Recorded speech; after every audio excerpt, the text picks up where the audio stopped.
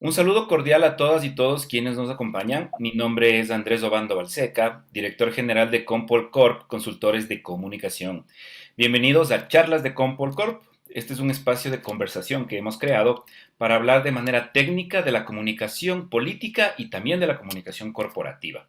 Hemos visto la necesidad de juntarnos para intercambiar criterios referentes en este campo, ya que vimos un vacío en la opinión pública cuando nosotros mismos buscamos este tipo de contenido. Así que decidimos crearlos para todas las personas que estén interesadas en esta área.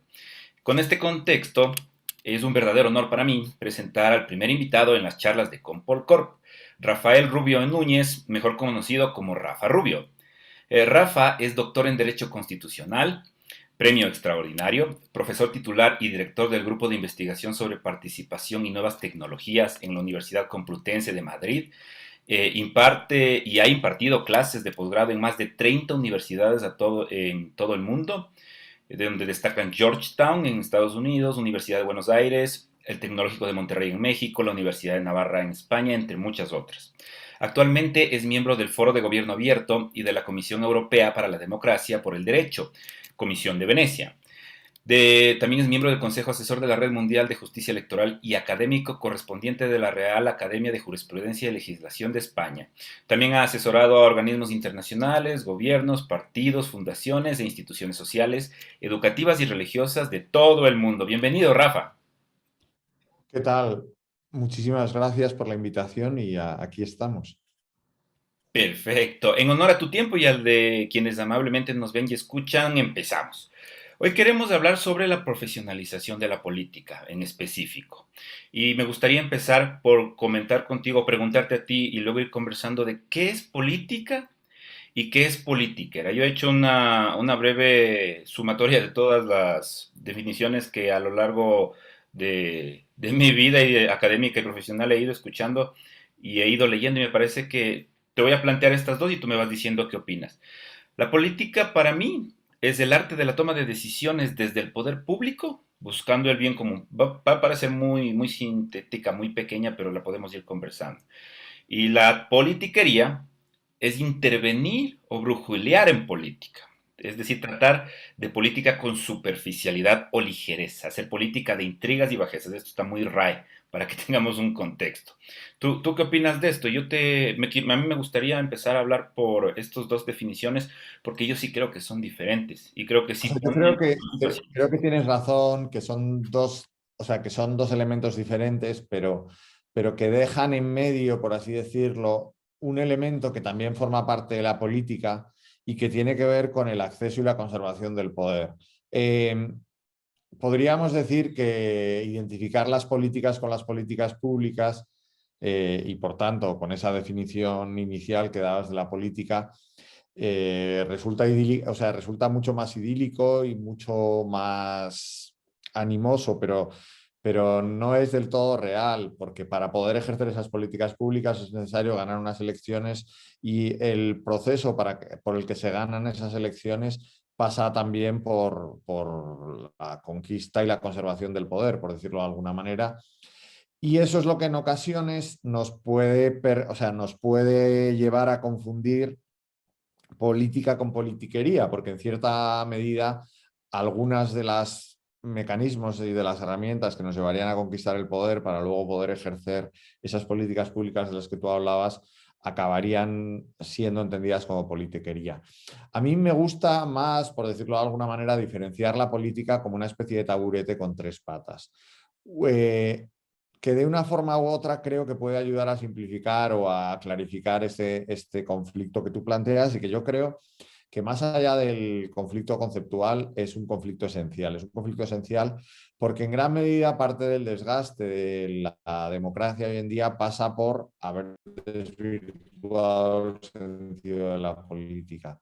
Y en el momento en el que se desvirtúa, por decirlo de alguna manera, a la propia política y al que acaba sufriendo primero son los políticos quizá y sus instituciones, pero casi siempre arrastran en su camino a las instituciones, ¿no? Entonces, o sea, en resumen son tres pilares. El primero, el de la política entendida como políticas públicas o lo que en inglés llamaríamos policies, que es el arte, y que coincide casi al 100% con la definición que tú has dado, ¿no? Es el arte de ofrecer servicios a los ciudadanos y mejorar la sociedad y las infraestructuras de la sociedad para mejorar la convivencia de los ciudadanos. Por otro lado, estarían las políticas o lo que en inglés denominaríamos politics, que son el arte de alcanzar consensos que hagan posible esas políticas. La negociación,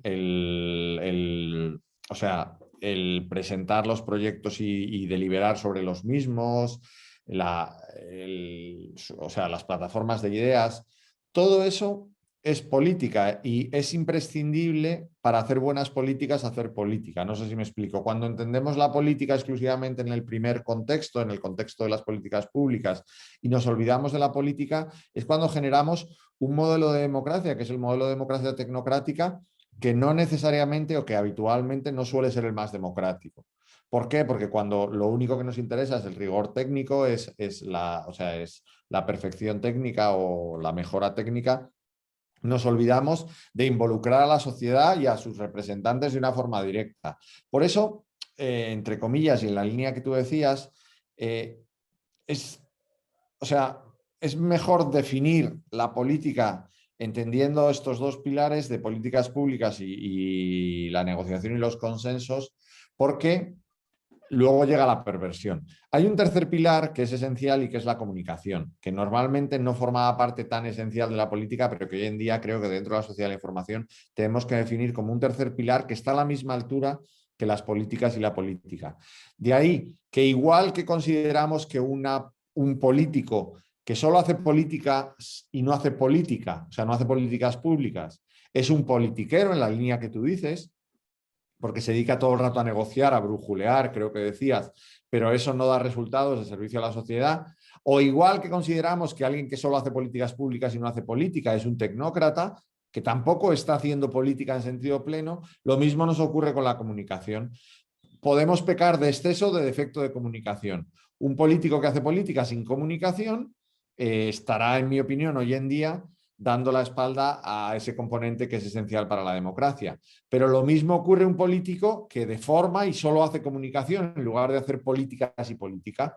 Y en mi opinión este es el gran peligro de hoy en día. No sé si se ha entendido bien la diferenciación o ha sido un poco lío, pero el gran problema es cuando los políticos se limitan a hacer comunicación, como mucho política, perdón, y olvidan las políticas. ¿Por qué? Porque entonces lo que consideramos política se convierte en una especie de concurso de popularidad en el que se busca impactar de una forma más o menos atractiva al electorado, al jurado, al que pone la nota en ese concurso de belleza, de popularidad, y se olvidan a los verdaderos interesados, que son el público, que son los ciudadanos. Me parece súper interesante la diferenciación que tú estabas haciendo, Rafa, pero también el equilibrio que pones y todo lo que nos estabas mencionando sobre cómo el político tiene que dedicarse a las políticas y también a la política. Yo quiero preguntarte en específico sobre un tema que mencionaste que pienso para mí es el gran decidor de, como al menos yo lo planteé al inicio, lo de la política y politiquería, y que es lo de la perversión. Cuando y me imagino que esto, o sea, lo has visto o pasa bastante, que en los gobiernos del mundo en general hay una perversión que se aleja de la política, de la gestión por el bien común. Y esto normalmente deriva en corrupción. Y no quiero meterme en ese tema porque es algo muy, muy denso para lo que nosotros queremos ahorita hablar acá, pero yo me pongo a pensar en los grupos de poder o alrededor de un gobernante en el día de hoy, en los tiempos actuales, porque esto ha pasado todo el tiempo a lo largo de la humanidad, pero en los tiempos actuales, ¿tú sí crees que existen políticos de verdad que no tengan una perversión en su gestión o en su forma de gobernar? O sea, yo creo que la perversión es la falta de equilibrio, por decirlo de alguna manera. O sea, la perversión es poner por encima uno de estos tres pilares y olvidar los otros dos. Entonces, aquel que hace solo comunicación y no hace ni política ni políticas estará pervirtiendo la democracia o las políticas entendidas como todo. Aquel que solo hace política y no hace políticas o no hace comunicación, también estará pervirtiendo la política en general, porque hará eso que tú denominabas politiquería. Y en cierto modo también le ocurre a aquel que hace solo políticas públicas y se olvida de la comunicación y de la política, ¿no? Entonces, en ese sentido, yo creo que la gran perversión es entender, olvidar, perdón, que la política tiene estas tres patas, es algo complejo, y centrarse solo en una de ellas, porque las tres hoy en día son indispensables para hacer una buena política, para hacer una política que además de ser eficaz responda a la lógica democrática, a la lógica del servicio a los ciudadanos, que es para lo que, o sea, que es para lo que los propios ciudadanos inventan la política, por decirlo de alguna manera, ¿no? Y en ese sentido, creo que hay políticos que tienen una concepción integral de la política y tratan de ponerla por obra, ¿no? O sea, creo o sea, que sí que existen ejemplos de buenos políticos, dicho de una forma simple. Eh, Gente que pone por encima el interés de sus ciudadanos, de su sociedad, de su país, de su nación o de su territorio, por encima muchas veces de esa lógica de conquistar el poder y mantenerlo frente a cualquier otro tipo de prioridad, ¿no? Entonces, pero el tema es que esa gente, o sea, el tema es que son muchos otros, y yo creo que esto es lo que quizá es hoy más numeroso que otras veces, los que no mantienen este equilibrio, ¿no? Y convierten en lo prioritario de la política el alcanzar y mantener el poder. Al subordinar todas sus acciones a ese, conservar el poder, perdón, acaban deformando de una forma radical la política. Y a veces incluso aunque lo hagan con buena intención, no sé si me explico. Yo he conocido muchos políticos que querían alcanzar el poder para hacer políticas públicas y entendían que la renuncia a hacer políticas públicas era un requisito indispensable para alcanzar el poder, pero que una vez que se alcanzara el poder se empezarían a hacer políticas públicas. El problema, o mi experiencia al menos, es que cuando uno renuncia a esa concepción integral de la política, le cuesta mucho recuperarla. Y que incluso cuando esas personas que estaban bien intencionadas deciden recuperar, o sea, alcanzan el poder, les cuesta mucho entender cuál era el porqué del poder, para qué querían el poder. Y se limitan a conservarlo sin poner o sea, privándole de su fin social. Y cuando privas al poder de su fin social, es muy fácil que el poder se convierta en un instrumento, como tú definías, pues para otro tipo de fines que tienen que ver con el poder, o el poder por el dinero, o la corrupción, o muchas otras deformaciones a las que hoy en día asistimos en muchas de las democracias. Perfecto, Rafa, me parece muy importante todo lo que nos has compartido. Y en esa línea, yo quería preguntarte cómo el enfoque de esta conversación es sobre la profesionalización de la política. ¿Cuál debería ser el perfil o cuál debería ser la formación académica y también de carrera de un político? Porque siempre escuchamos, por ejemplo, que la principal característica técnica de cualquier persona que esté en la toma de decisiones en el ámbito público debe ser la estadística, o sea, debe ser un estadista, debe ser que una persona que conozca lo que pasa en prácticamente todos los territorios o todos los segmentos a los que, sobre los que tiene influencia. Pero más allá de eso, ¿cuál debería ser, por ejemplo, si es que tú lo consideras que no es oportuno enfocarlo así, lo conversaremos y me explicarás por qué, de cuál debería ser su profesión y su experiencia? Porque como tú acabas de mencionar, y a mí me parece algo curioso, de un político puede cambiar cuando llega al poder. Es decir, que puede haber tenido un tipo de motivaciones cuando llegó y tener un proyecto para ejercerlo o para ejecutarlo, pero en el momento en el que se sienta en su escritorio y en la silla, a lo largo de su gestión o lo que va haciendo, va cambiando y termina siendo una persona totalmente diferente de la que empezó. O no, ¿qué opinas tú? Yo creo que el problema o que el perfil no es un perfil profesional, es un perfil humano que tiene que reunir determinadas características de las que si quieres hablamos ahora, pero me parece que el problema de los políticos no puede ser tanto que reúnan unas características intelectuales, unas características profesionales en general, o sea, que sean más especialistas, pues sean ingenieros, o sean abogados, o sean aunque luego la estadística de los políticos en general muestra que hay unas profesiones más propensas a hacer política que otras. entre las que se encuentra fundamentalmente la de abogados, porque en cierta forma parte del trabajo de hacer política es crear marcos normativos o tomar decisiones con forma jurídica en la que normalmente los juristas se sienten más a gusto. Pero creo que el problema no es de preparación profesional, el problema es de preparación humana. ¿Y cuáles son los elementos que yo considero esenciales para ser político desde esta perspectiva de la formación humana? En primer lugar, la propia experiencia. O sea, un político no puede ser alguien que llega a la política sin haber hecho otra cosa que política, porque le faltarán una serie de elementos básicos de dirigir equipos, de asumir responsabilidades, de procedimientos de toma de decisiones, de formas de informarse previamente.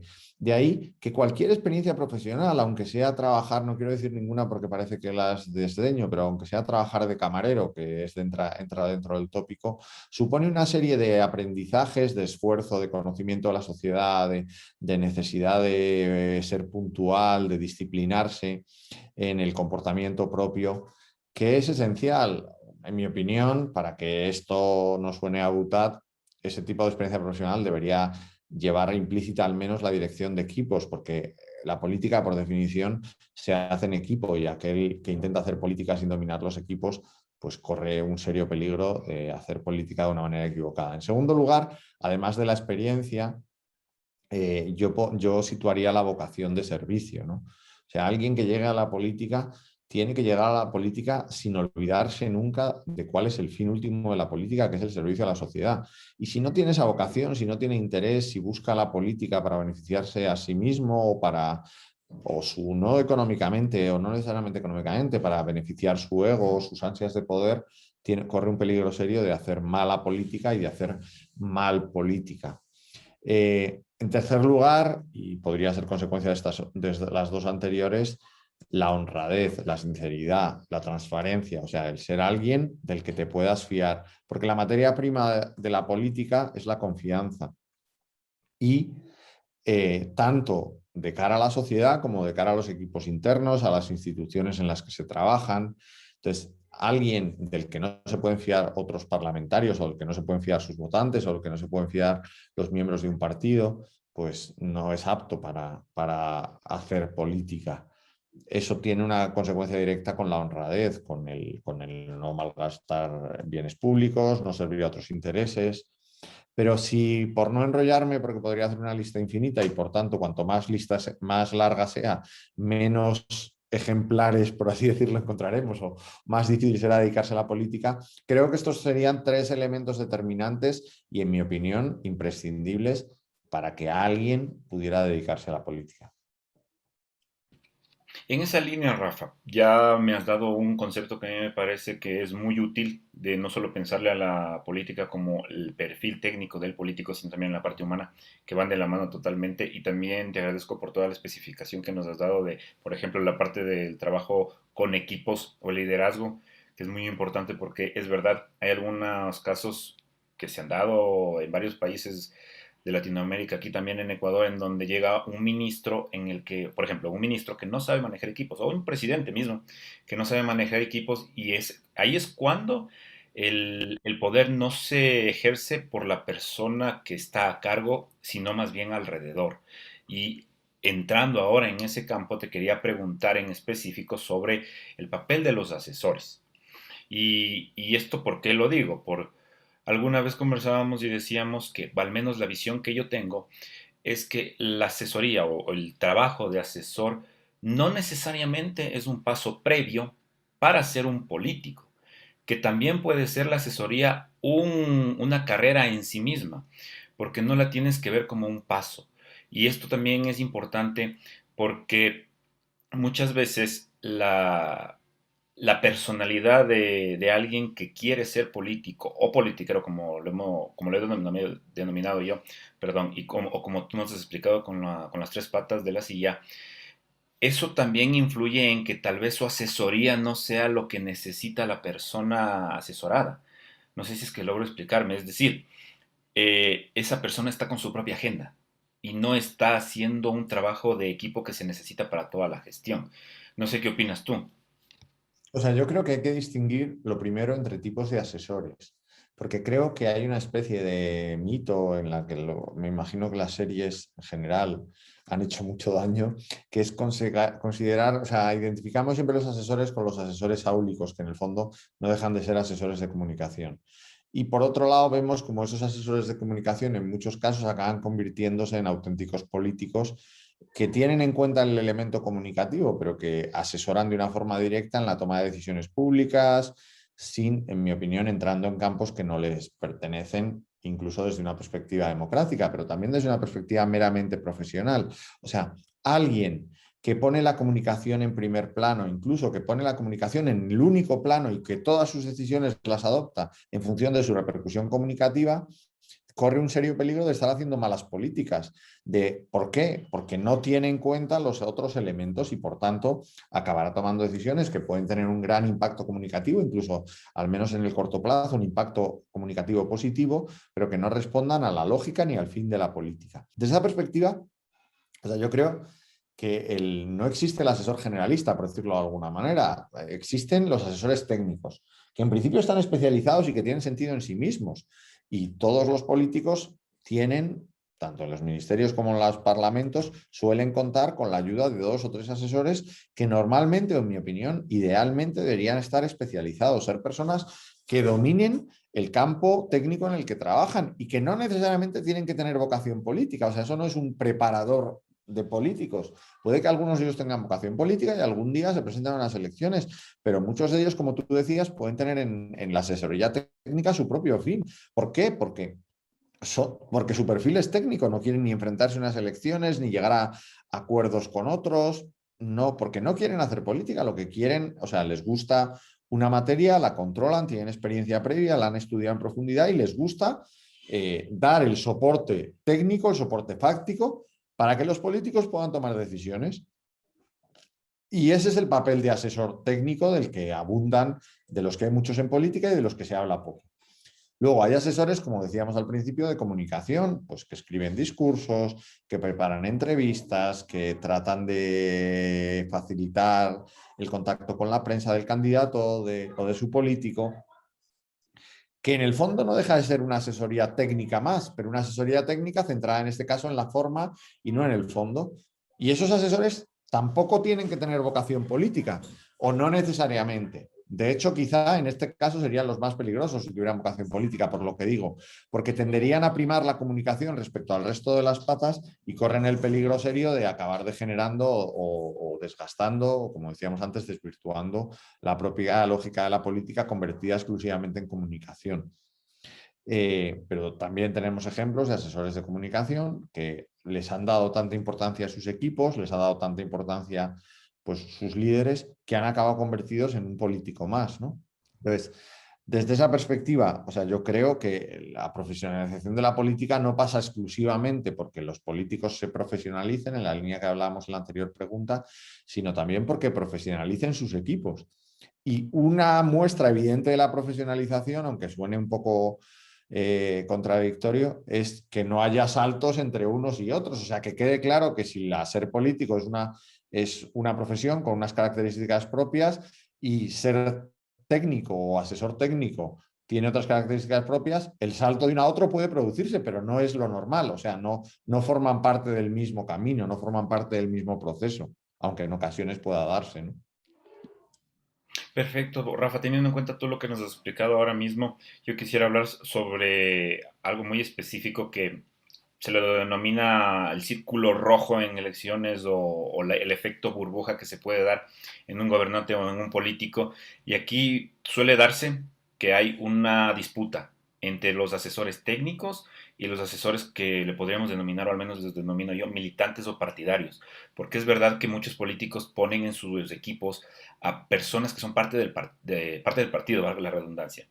Y eso puede crear o llegar a crear un conflicto dentro del equipo, o en este caso dentro de la mesa redonda que también se le ha llamado, para que le asesora al gobernante antes de tomar una decisión.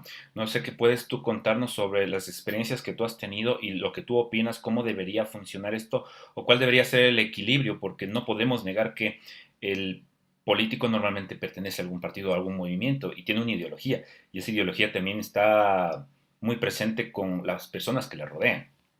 O sea, mi opinión depende mucho de los países. Hay países donde las estructuras partidarias son muy fuertes y han integrado todas estas funciones de las que estábamos hablando y, por tanto, el hecho de que dentro del círculo rojo haya miembros del partido no es en sí mismo una contradicción, sino que básicamente se han ido reforzando, o sea, se han ido integrando o mimetizando con el partido los técnicos. Entonces, al final, acabas teniendo técnicos de partido, que no es lo ideal, pero son gente del partido que conoce o que tiene conocimientos técnicos.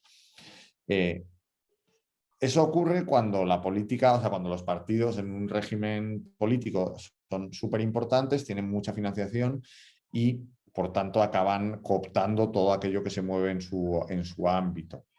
Otros países, quizá el epítome es Estados Unidos, lo subcontratan todo y cada campaña electoral es una contratación absoluta de 5.000 personas, en caso de una presidencial, que vienen todos de fuera y con una especialización técnica altísima. Eso hace que el perfil del partido desaparezca, porque como todos son técnicos y profesionales, las decisiones se toman en función de esos criterios técnicos. En mi opinión, es necesario que haya un equilibrio y que haya un equilibrio en el que de alguna forma lo técnico se pase por el filtro de la ideología, que no es, o sea, no es necesariamente un filtro reductor, sino es un filtro reconductor. O sea, la ideología sirve para dar forma, para dar sentido, es lo que en una empresa o en otras marcas o en otras organizaciones llamamos el propósito de la compañía, ¿no? Sería curioso que todas las compañías del mundo, para ser compañías exitosas, tuvieran que tener un propósito, un fin claro y que a los partidos políticos no se lo exigiéramos. No sé si me explico. Entonces, en mi opinión, el que da propósito a un partido político, a una opción política, es precisamente la ideología.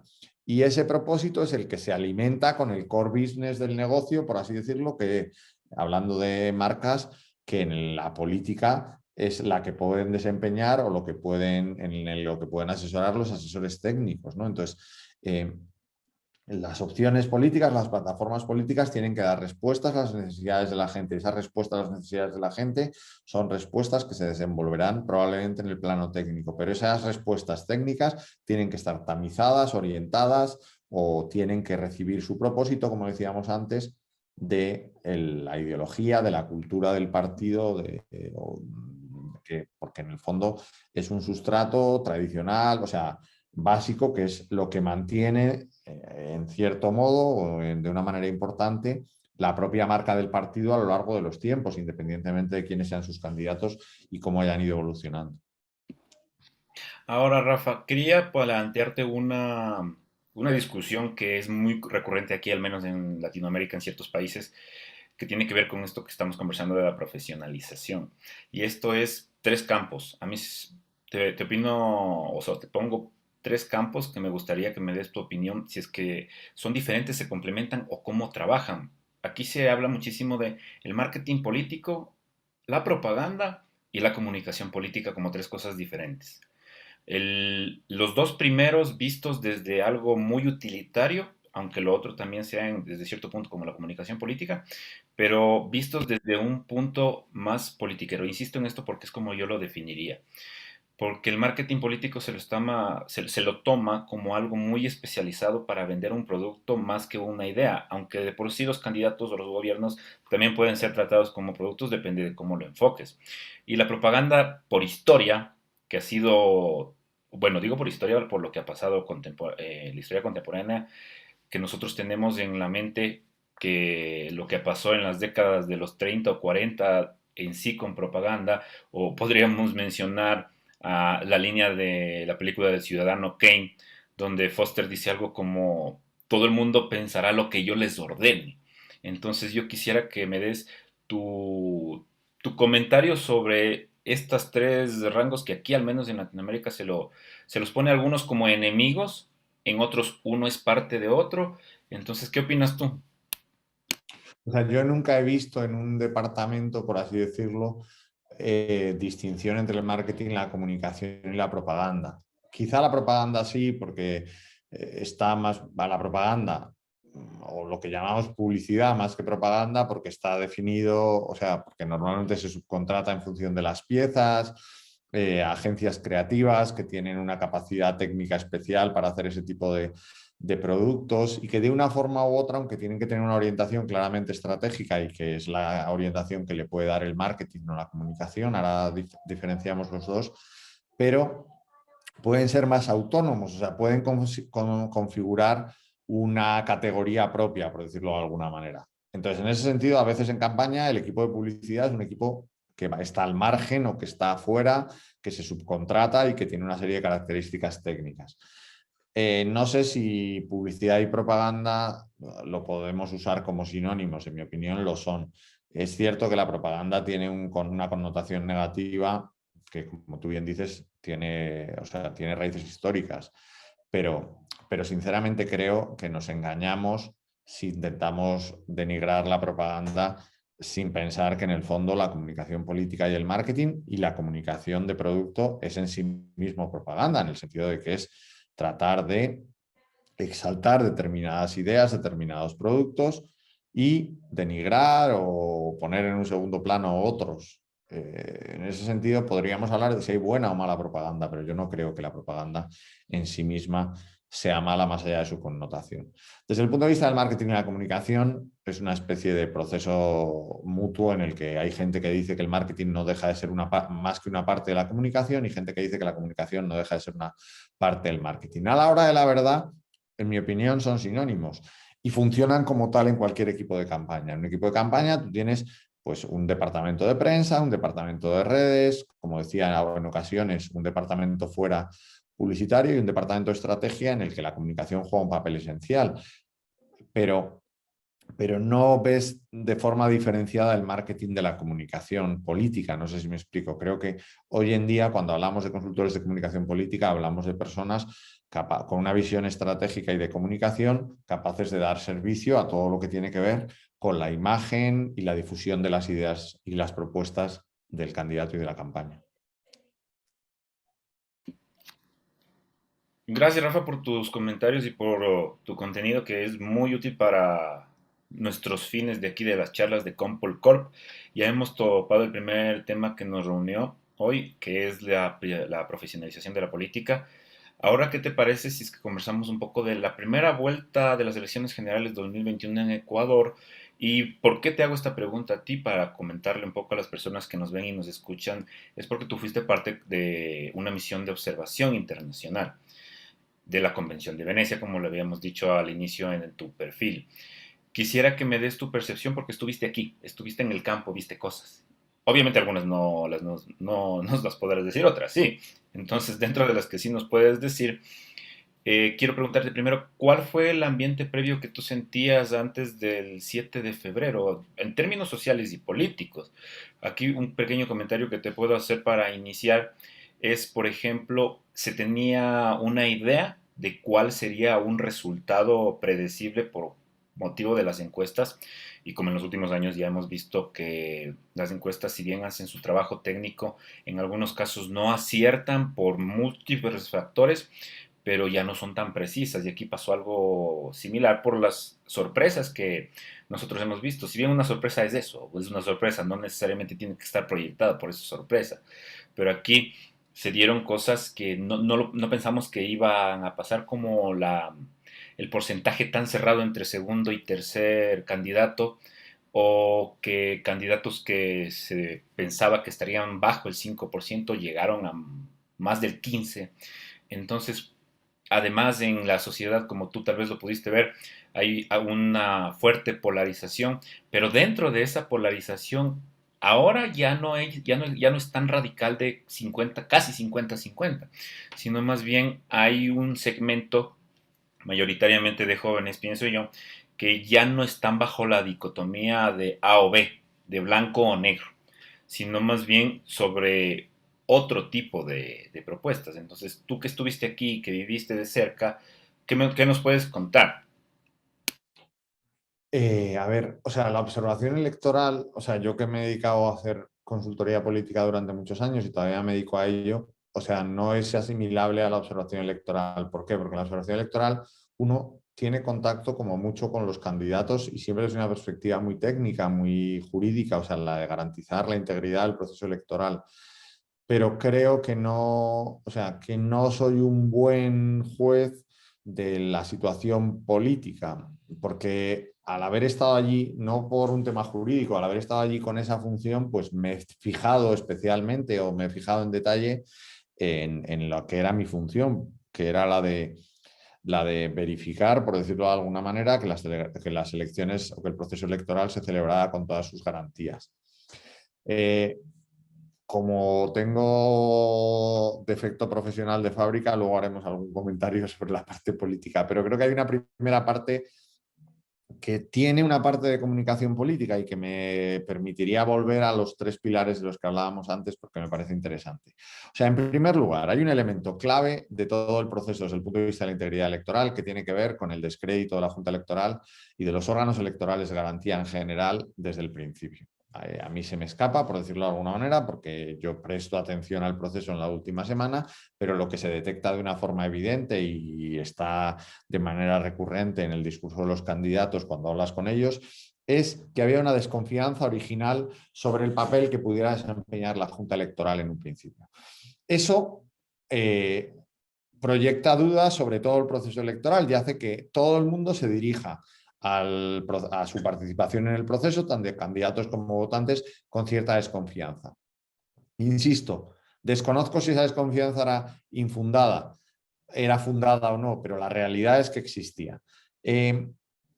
Determinados problemas la propia jornada de votación, incluso de la semana previa, con alguna adopción de algunas decisiones en el último momento que quizá había que haber adoptado antes, vinculadas a la judicialización del proceso, pues no hacen más que aumentar esa desconfianza. Si además, por motivos de la pandemia, las decisiones logísticas, que son decisiones puramente logísticas, de poner filtros previos en la entrada de las juntas electorales o de los recintos electorales, acaban generando colas larguísimas que nadie entiende en clave puramente sanitaria, sino que la gente, pues cuando tiene tiempo de estar en una cola y está nerviosa por el riesgo a la salud que está corriendo, acaba proyectando en términos de conspiración o de falta de legitimidad, pues de una forma u otra se da como el cóctel perfecto para que la gente dude del proceso. Pero en mi opinión, y vimos bastantes colegios y hablamos con mucha gente, el proceso se celebró con todas las garantías. Si hay que poner un pero es el sanitario. O sea, creo, pero que eso evidentemente no afectó ni los resultados ni la legitimidad de la elección. Simplemente puso en peligro, en mi opinión, a los participantes en el proceso, especialmente a los miembros de las juntas. Pero, sinceramente, no tengo datos posteriores, aunque he buscado, pero no los hay. He visto un par de artículos, pero en los que se detecte un crecimiento de infecciones directo vinculado de forma directa a la celebración de la elección. Ese sería el primer punto. O sea, el primer punto es, existían dudas previas, durante muchos meses se estuvieron sembrando dudas y ciertos desórdenes organizativos vinculados a lo sanitario hacen que se proyecte sobre la legitimidad electoral algo que en mi opinión no guarda ninguna relación. Claro, hasta aquí la crisis es manejable. El problema cuando llega, en mi opinión, el problema cuando llega es cuando, por una falta específica de comunicación, no de política, la Junta Electoral transmite los resultados de una forma parcial. Y evidentemente sin ningún interés secundario, porque no, o sea, no estaba en su mano intervenir o influir en el resultado de las elecciones.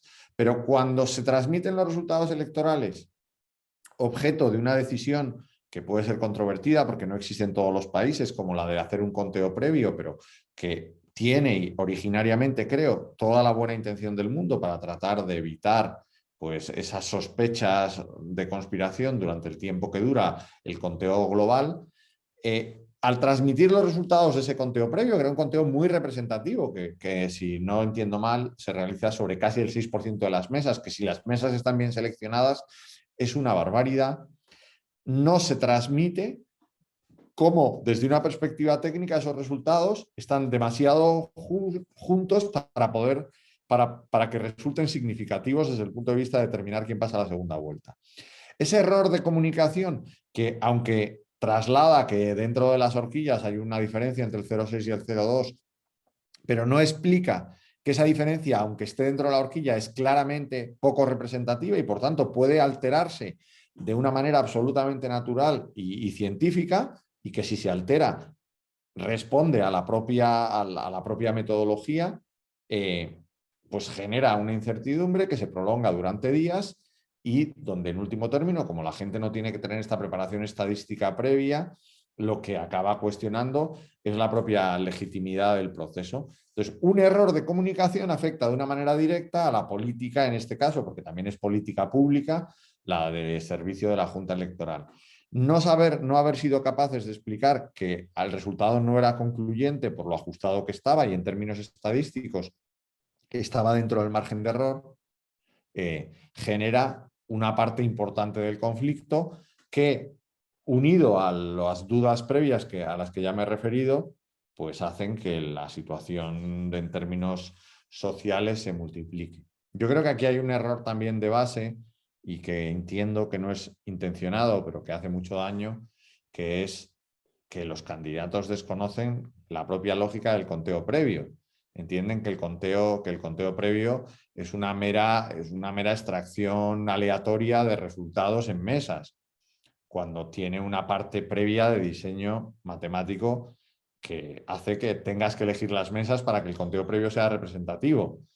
Y eso es lo que hace que, por ejemplo, Yacu Pérez denuncie fraude electoral con unos datos, en mi opinión, absolutamente poco representativos, diciendo que él en sus mesas tiene el 36%, pero es que por definición ese 36% de sus mesas no es representativo en términos estadísticos, porque no ha habido una selección previa, no ha habido una decantación estadística de cuáles son los lugares que, con el track record histórico de las elecciones en Ecuador, pueden acabar proyectando un resultado similar al resultado final.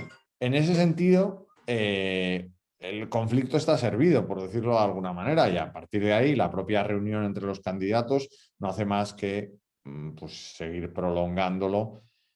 Y ya yo no estaba ahí, pero entiendo que parte de la gestión parte de la gestión de los recuentos y de los reconteos ha ido en la misma línea, ¿no? No sé si ha quedado más o menos claro desde el punto de vista de lo que yo hacía allí, que era la observación electoral y la integridad del proceso. Desde el punto de vista político, a ver, no nos engañemos, o sea, yo creo que hay una mala utilización de las encuestas de manera permanente por parte de los políticos que utilizan las encuestas por su carácter performativo, o sea, usan las encuestas no para describir la realidad, sino para tratar de influir en ella. Eso acaba generando un abanico de encuestas infinito donde cada uno puede elegir la que quiera. Entonces, lo que acaba provocando es que nadie se fíe de las encuestas y que cada uno se agarre a la que considera que mejor le conviene a sus intereses.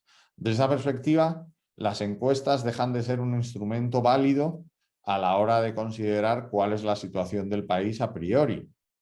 Y la sorpresa, por decirlo de alguna manera, está garantizada. Es curioso, pero hoy en día muchos de los grandes, o sea, de las personas que más hacen encuestas en países distintos han acabado asumiendo que la mejor encuesta es el resumen de encuestas, es la media de encuestas, porque de una forma u otra es la única capaz de no sé cómo decirlo, de armonizar las diferencias tan brutales que hoy vemos en las encuestas. Lo estamos viendo ahora en Perú, por ejemplo, lo vimos en Ecuador de una forma evidente, ¿no? Entonces, a partir de ahí, ¿la sorpresa es lógica? Sí, la sorpresa es lógica. ¿Por qué? Porque las encuestas se hacen mal, porque se hacen con un objetivo concreto, que es el de influir en las elecciones, y porque además, y esto también está demostrado, porque la gente cada vez elige más tarde su voto y por tanto está más indeciso y por tanto es mucho más difícil, incluso aunque las encuestas se hicieran bien, percibir el verdadero estado de la opinión pública de cara a unas elecciones. Entonces, a partir de ahí, pues yo creo que la sorpresa no es tan sorpresa, aunque sí que hay alguna sorpresa evidente como la de Hervás, pero la sorpresa entre Yacu y Guillermo no es tan sorpresiva, por decirlo de alguna manera, en el sentido de que estaba en algunos de los escenarios que se estaban manejando. Lo que es llamativo o lo que llama tanto la atención es la diferencia tan escasa de votos y, como digo, la forma de gestionarlo previamente, que creo que es lo que ha generado realmente o lo que ha hecho que esa sorpresa se convierta en una crisis, porque las sorpresas normalmente no son crisis, se están produciendo sorpresas de manera permanente en procesos electorales y no todos acaban en crisis. ¿Por qué en este caso acaban en una crisis? Acaban en una crisis, insisto, no por el carácter de las sorpresas, sino por todo ese proceso de dudas previas que está ya con el resultado. Ahora, Rafa, quisiera tu comentario para ir terminando sobre la comunicación política, en general sobre las elecciones que tú pudiste ver si bien estuviste mucho tiempo aquí, pero te sirvió para tener una percepción. Y más que nada esto va en el enfoque de cómo es hacer o cómo tú le viste que lo hicieron los equipos de campaña, un correr o hacer este tipo de mega organizaciones en unas elecciones generales en pandemia, o sea, durante una pandemia, que es algo que nunca antes habíamos vivido. ¿Qué viste que funcionó? ¿Qué viste que no funcionó? Y no solo aquí, o sea, también podríamos hablar de Bolivia o ahora hace poquito en Cataluña. ¿Cómo han sido las elecciones? ¿Qué ha cambiado y qué se ha hecho bien y qué podría hacerse mejor? Desde el punto de vista de la comunicación política, obviamente, ahora. Solo desde A ver, ahí. o sea, yo creo que la base, o sea, no sé cómo decirlo, o sea, este tipo de elecciones premian aquellas opciones políticas que tienen una base consolidada previa, por decirlo de alguna manera, y el caso de Arauz es muy evidente, ¿no? Entonces, aquellos que sin hacer campaña tienen suficiente nivel de unidad y de identificación con la marca para ir a votar pase lo que pase. Y en ese sentido yo creo que la campaña de Arauz, sin ser brillante, consigue movilizar, o sea, tiene un alto grado de polarización y por tanto en uno de los lados y aprovecha para movilizar a un porcentaje amplio, más escaso de lo que inicialmente se preveía, entiendo, pero a un porcentaje alto de votantes.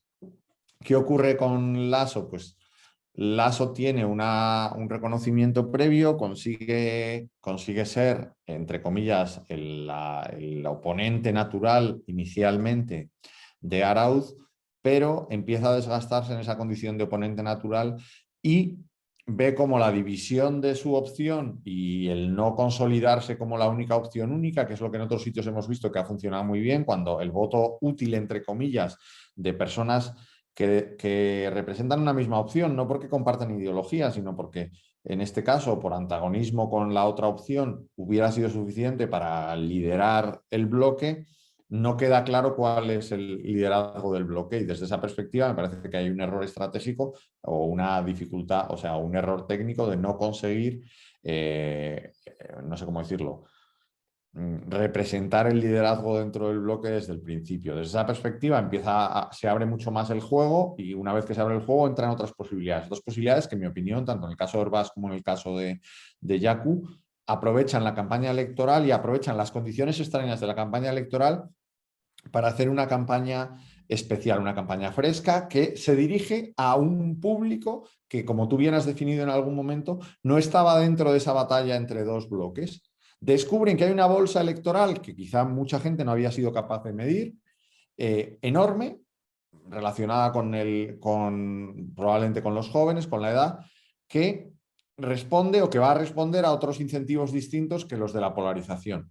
Y en ese sentido, utilizando pues, un tipo de campaña muy fresca, en mi opinión, en el caso de Yaku, y un uso, en mi opinión, técnicamente bueno de las redes sociales, y teniendo una identidad clara que busca posicionarse en un bloque que no está polarizado, que no está tan polarizado, consiguen introducirse en el juego con suficiente peso para que la gente no desprecie el voto, no sé cómo decirlo, para que la gente no considere que votar a cualquiera de esas dos opciones, tanto la de Yaku como la de Herbás, es tirar el voto. Entonces, una vez que están dentro del mapa, una vez que están dentro del juego y que Lasso no se convierte, o sea, que no entran dentro de ese juego polarizado en el que solo hay dos opciones, pasa a haber cuatro y todo puede pasar. Y en gran medida lo que vimos en la elección es que todo podía pasar y de ahí vinieron las dos grandes sorpresas, ¿no? Listo, muchas gracias, Rafa, por todas tus opiniones y todas tus reflexiones que nos has dado hoy en en la primera charla de Compol Corp. Te agradezco muchísimo por haber estado aquí. Rescato bastante tu concepto de los tres pilares de la comunicación, la política y las políticas. Creo que por ahí tenemos que ir en general desde el punto de vista profesional de la comunicación política. También me gusta muchísimo, o creo que ha sido bastante útil todo el contexto que tú nos has dado de las elecciones de aquí, desde un punto de vista externo, pero también que estuvo en el campo viendo lo que estaba pasando y también una lectura política de lo que ha pasado, que creo que coincidimos muchísimo en cómo se han dado las cosas de el tiempo de ahora. El electorado actual de aquí en el Ecuador no es el mismo de hace 10 años, ni siquiera desde hace 4 años, cuando hubo una polarización de casi 50-50 en la segunda vuelta electoral. Ahora nos hemos dado cuenta que como sociedad hay muchos ecuatorianos que no están, no les convence, no les atrae, no creen empatía el mensaje de A o B, sino más bien ya va más allá, de ya no me interesa que se peleen dos candidatos o dos representantes o dos ideologías, sino que quiero saber qué se puede hacer. Y eso creo que es útil. Y esperemos que también, como tú has mencionado, que todos estamos de acuerdo que las campañas digitales, al menos la de Javier Herbas, ha sido toda una revolución aquí en el país y esperemos que se sigan utilizando de manera adecuada y ética para los fines electorales que se mantienen y más allá de todo lo que se podría manejar o errores que se pueden dar de aquí en el futuro para mal utilizar ese tipo de herramientas. Pero yo creo que esto ha sido algo muy útil para nosotros. De nuevo te agradezco por tu presencia y por tu tiempo. También a las personas que nos han estado viendo y nos han estado escuchando, les invitamos a que interactúen con nosotros. Vamos a publicar los correos o las cuentas de Twitter de Rafa, tanto como mía y la de la consultora, para poder seguir conversando todas las inquietudes que se les hayan generado con base en esta charla. Envíenlas y nosotros vamos a estar interactuando con ustedes y respondiendo y compartiendo criterios. Rafa, de nuevo, muchas gracias por haber estado aquí. Nada, a vosotros por la invitación y ha sido un gusto. Muchas gracias de nuevo a todos los que nos han visto y nos han escuchado y nos vemos en la próxima charla de Compol Corp.